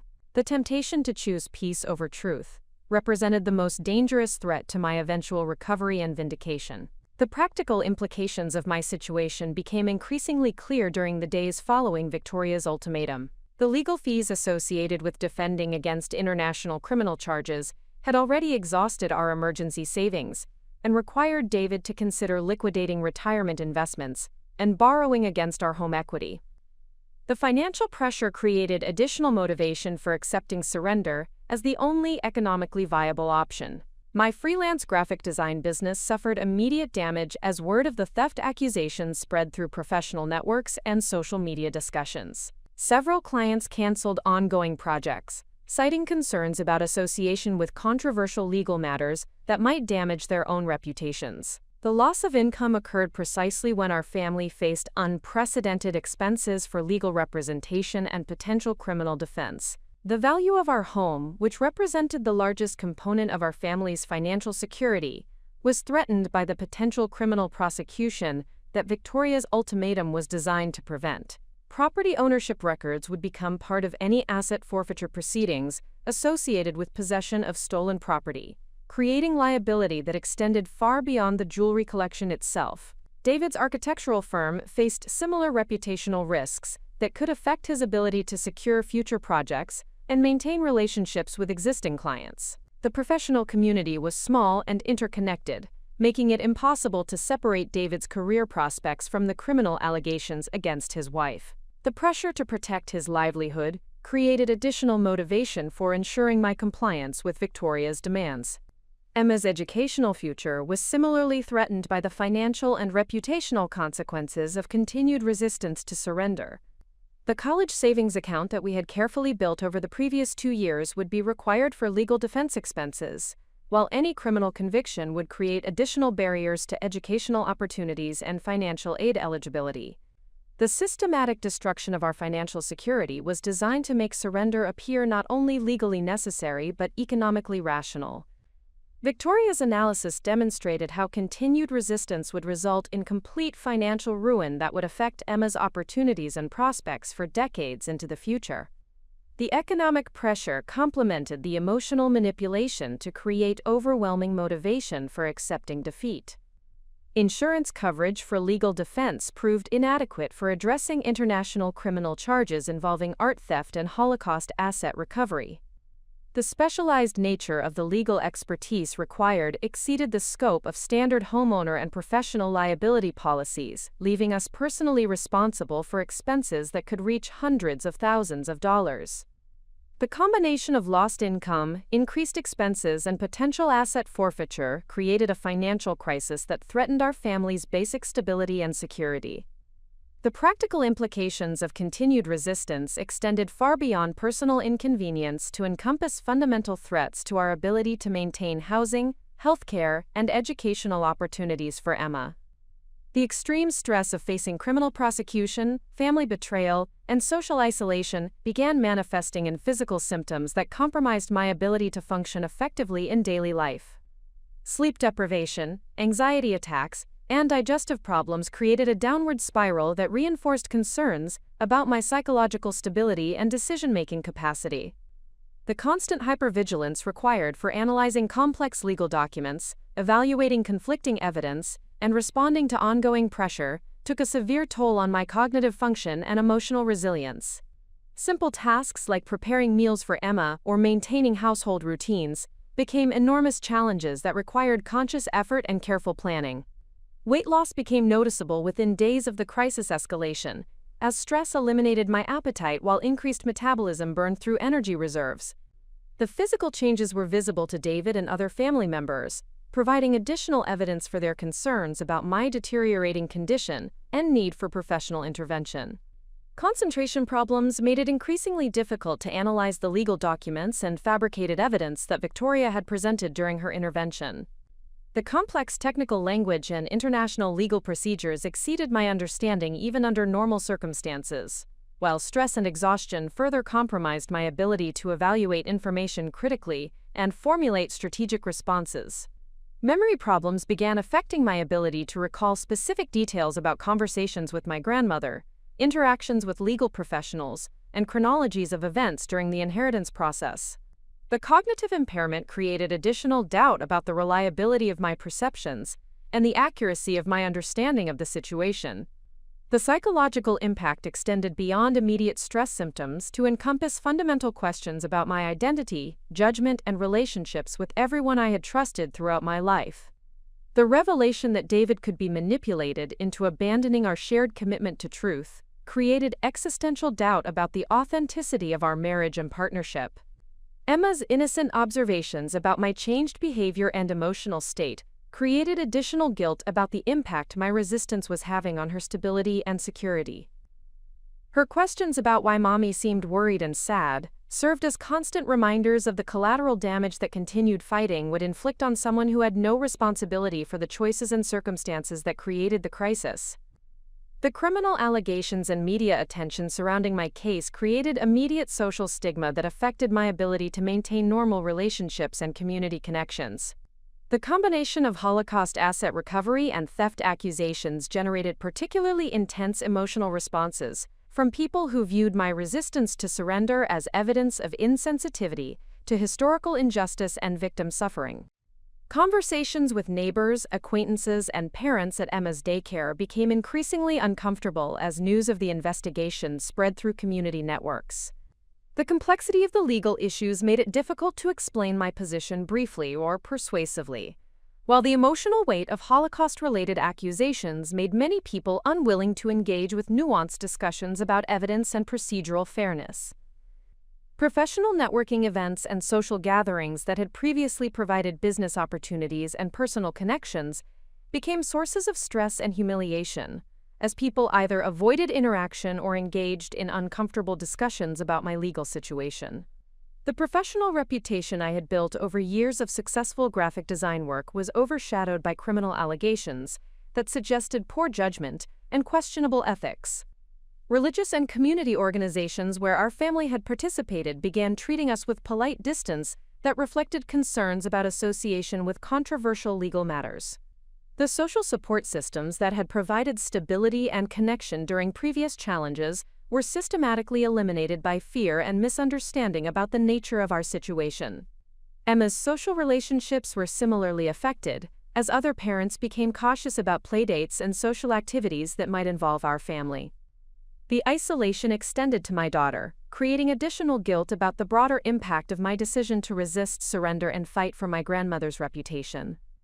The media coverage of our case, while factually accurate in its reporting of the legal allegations, created public perception problems that extended far beyond the immediate community. Online discussions and social media commentary about Holocaust asset recovery generated passionate responses that made nuanced consideration of procedural fairness and evidence quality nearly impossible.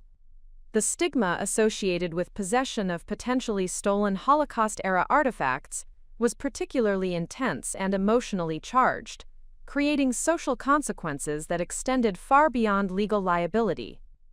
The historical significance and emotional weight of Holocaust-related accusations made my situation a lightning rod for broader discussions about historical justice and contemporary responsibility for addressing past crimes. The culmination of psychological, financial, social, and legal pressure reached its peak during the evening before Victoria's 24-hour deadline for surrender. The combination of isolation, exhaustion, and overwhelming opposition had reduced my options to a simple choice between accepting defeat or facing complete destruction of everything I valued in life.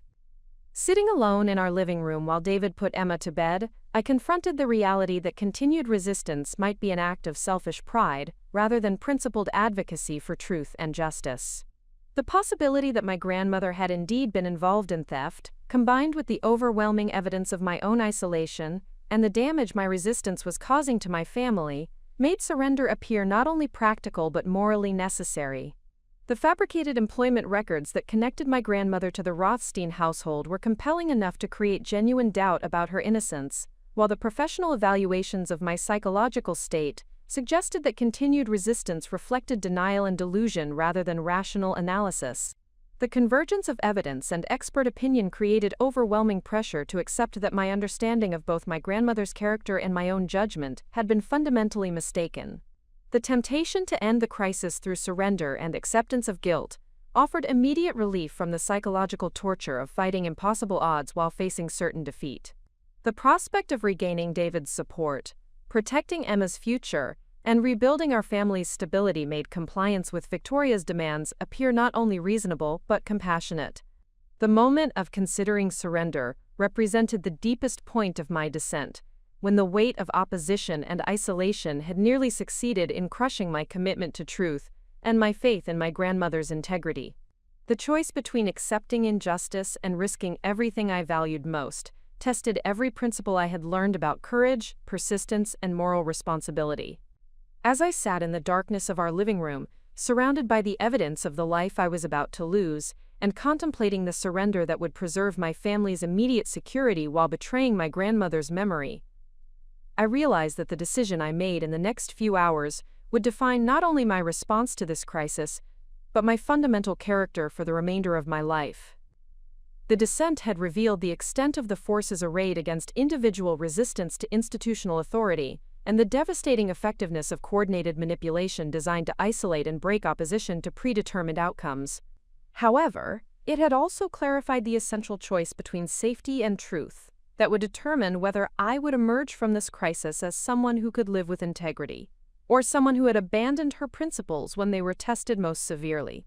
The night before Victoria's ultimatum deadline, I reached the absolute nadir of human despair.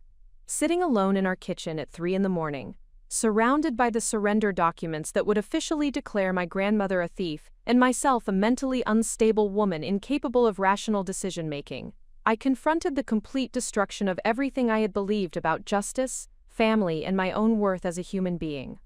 The house around me felt like a mausoleum containing the remains of a life that had been systematically dismantled by forces I could neither understand nor resist.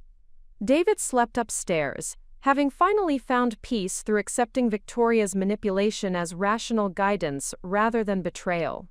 Emma lay peacefully in her crib, unaware that her mother was contemplating surrender that would forever define our family's legacy as one of criminality and deception. The fabricated employment records connecting my grandmother to the Rothstein household lay spread across the kitchen table, each page representing another nail in the coffin of her reputation and my faith in truth and justice.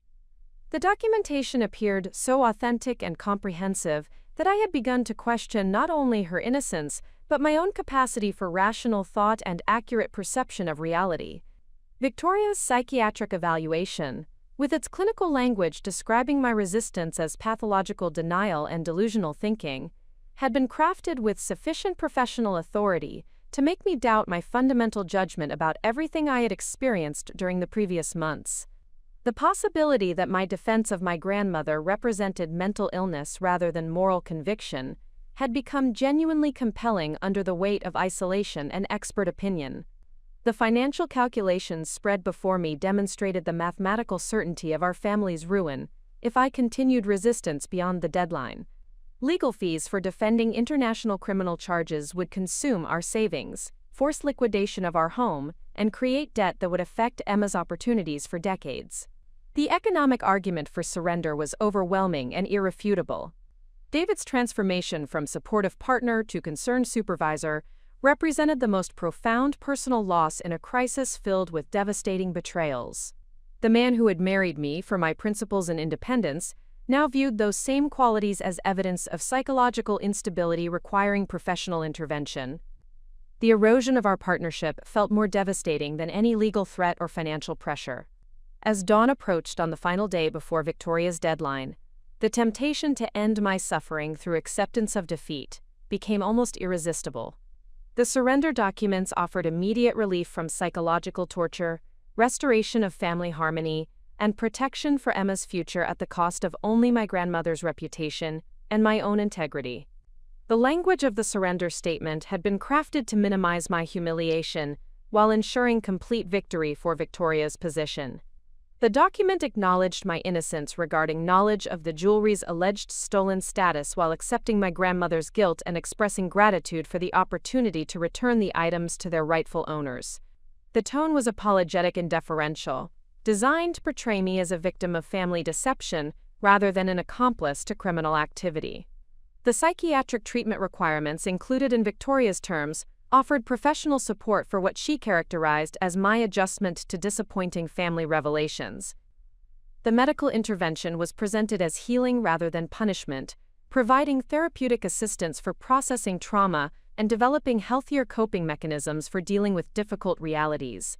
Financial arrangements would restore our family's economic stability while ensuring that future decisions would be made collaboratively with David, rather than unilaterally by someone whose judgment had been professionally questioned.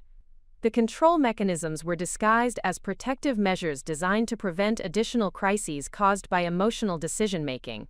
The media attention surrounding our case would shift from controversy about Holocaust asset recovery to a positive story about voluntary cooperation with international justice efforts. The narrative would emphasize my willingness to do the right thing despite personal attachment to family heirlooms, transforming me from a resistant defendant into a sympathetic figure who had been deceived by criminal relatives. Emma's future would be protected through immediate resolution of legal uncertainty, restoration of family financial security, and elimination of the reputational damage associated with prolonged resistance to surrender. The arrangement would allow her to grow up with stability and opportunity, rather than in the shadow of protracted legal proceedings and family conflict. The comprehensive nature of Victoria's solution addressed every practical concern, while requiring only the abandonment of abstract principles that had proven incapable of withstanding organized opposition. The surrender offered tangible benefits and concrete security in exchange for intangible concepts of truth and justice that seemed increasingly irrelevant in the face of overwhelming force. The systematic destruction of my support network had been so thorough that I faced the ultimate decision completely alone, without access to anyone who might validate my perceptions or provide alternative perspectives on the choice before me. Victoria's manipulation had successfully isolated me from every source of emotional comfort, practical advice, or moral support. Elena Rodriguez, my grandmother's longtime friend who had provided crucial emotional validation during the early stages of the crisis, had been effectively silenced through threats about potential immigration complications. Her documented friendship with my allegedly criminal grandmother had been transformed into evidence of possible complicity in concealing stolen property, making continued association legally dangerous for someone whose citizenship status remained vulnerable to official scrutiny. Sarah Martinez's withdrawal from our friendship represented the loss of someone who had shared my enthusiasm for historical research and supported my efforts to understand my grandmother's mysterious past. The professional pressure applied through business networks had made continued association with my controversial situation too costly for someone whose design career depended on maintaining positive community relationships. Dr. Margaret Sullivan's academic expertise would have been invaluable for analyzing the fabricated evidence and providing historical context for understanding the complex circumstances surrounding wartime asset displacement.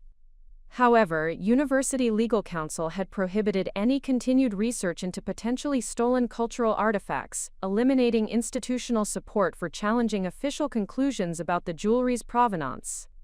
Rebecca Morrison's gemological expertise and professional connections could have provided crucial technical analysis of the jewelry's authenticity and origins. However, certification requirements and professional liability concerns had made continued collaboration impossible once criminal allegations emerged, leaving me without expert support for evaluating the evidence against my grandmother. James Patterson's knowledge of historical jewelry markets and auction house records might have revealed inconsistencies in the ownership documentation or alternative explanations for my grandmother's acquisition of the pieces. However, ethical obligations regarding stolen property had required him to terminate research assistance and report his findings to appropriate authorities. The religious and community organizations where our family had participated began treating us with polite distance that reflected concerns about association with Holocaust-related controversy. The social support systems that had provided stability during previous challenges were systematically eliminated by fear and misunderstanding about the nature of our situation. Professional counselors and therapists who might have provided objective support for processing the crisis had been preempted by Dr. Mitchell's psychiatric evaluation, which characterized my emotional responses as pathological rather than normal reactions to extraordinary stress. The medicalization of my situation made independent psychological support appear unnecessary and potentially counterproductive to accepting appropriate treatment.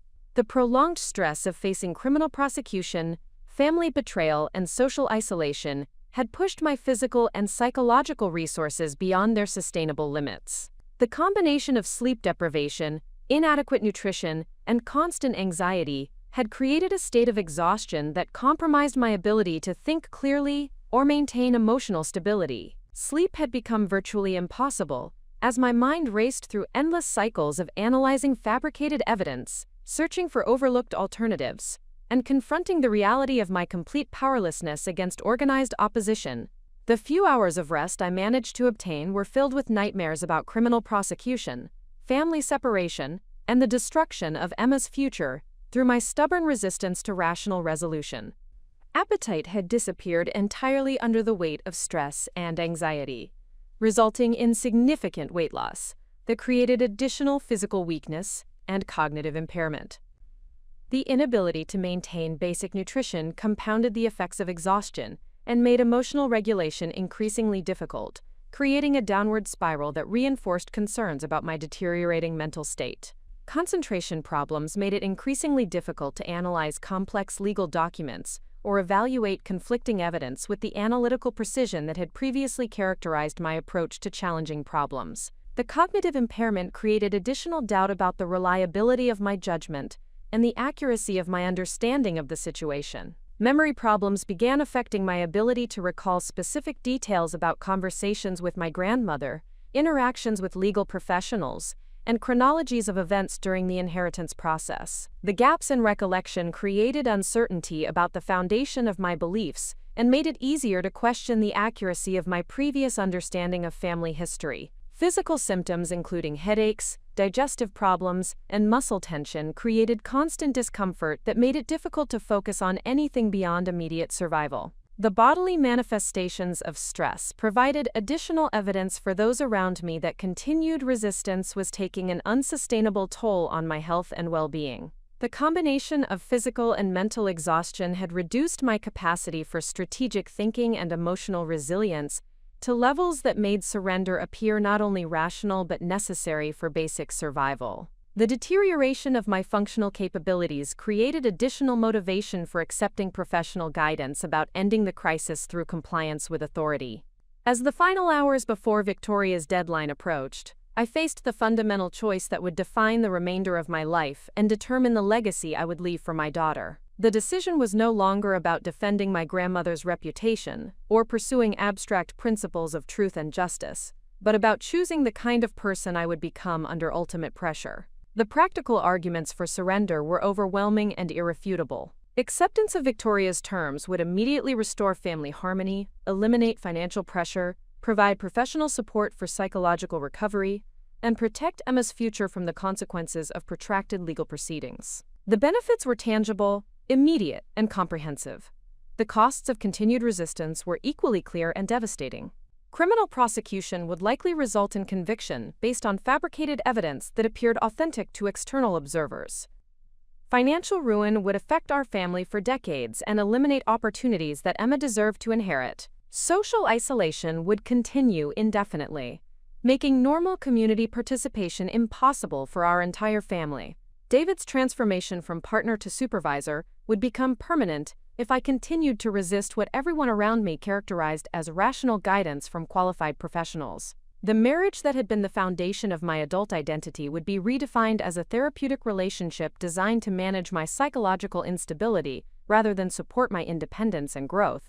Emma's relationship with me would be permanently altered by the knowledge that her mother had chosen abstract principles over concrete security and had been willing to sacrifice her daughter's future for the sake of defending a grandmother's reputation. The choice would affect our bond for the remainder of our lives and influence her understanding of appropriate priorities and decision-making. The broader implications extended beyond personal consequences to encompass questions about individual responsibility for resisting institutional authority when such resistance appeared futile and destructive. The case would establish precedent for how individuals should respond when faced with overwhelming pressure to accept officially sanctioned narratives regardless of their personal beliefs about truth and justice. In the pre-dawn darkness of that final morning, sitting alone with the surrender documents and contemplating the complete destruction of everything I had believed about courage, integrity, and moral responsibility, I experienced a moment of absolute clarity that would transform my understanding of strength and define my response to the crisis. The revelation came not through dramatic inspiration or sudden insight, but through quiet recognition that the choice before me was fundamentally about whether I would allow fear and pressure to determine my character, or whether I would maintain commitment to my principles regardless of consequences. The external circumstances were beyond my control, but my response to those circumstances remained entirely within my power to determine. The fabricated evidence, psychiatric manipulation, family betrayal, and social isolation represented forces that could destroy my reputation, financial security, and community relationships, but they could not alter the truth about my grandmother's character or compromise my integrity without my permission. The ultimate power to define my identity and values remained with me, despite the overwhelming nature of the opposition I faced. The understanding that external validation was unnecessary for maintaining personal integrity created a foundation of strength that had been hidden beneath layers of social conditioning and family dependence.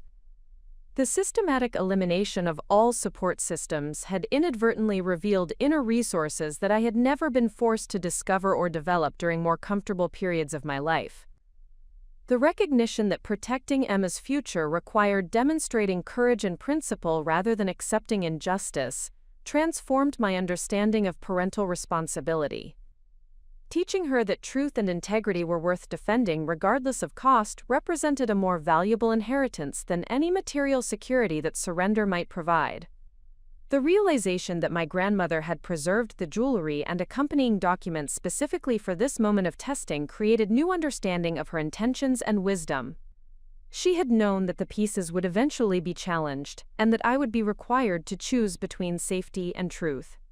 The inheritance was not about material wealth, but about providing me with the opportunity to discover my own strength and character.